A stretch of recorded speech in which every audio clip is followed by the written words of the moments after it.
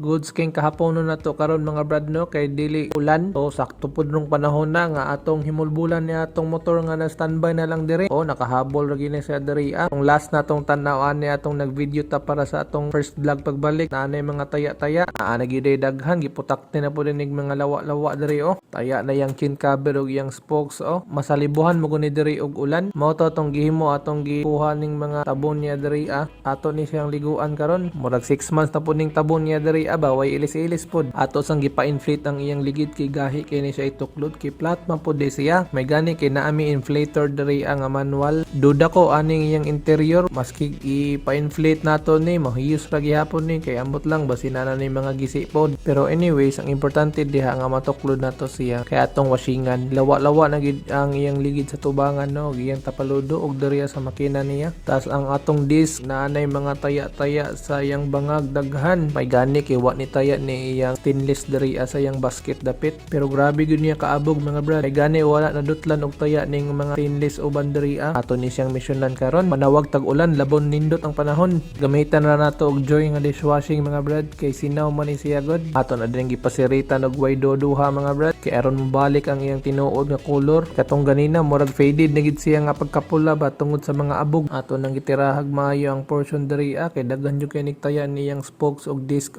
Mao to ato na din gihinay-hinayag sabon medyo nataod-taoran pud ta diri og butang og sabon mga brad kay naay mga parts lagi nga lisod kayo kabuton sa ilalom. Unya ang uban taya sa spokes di na madalag sabon. Ilalom sa swing arm, ilalom sa iyang tapaludo. Grabe na tong binurakay diri og pahid og sabon. Ug ato na din gibanwasan mga brad. O di ba? Nibalik na iyang pagkasinaw.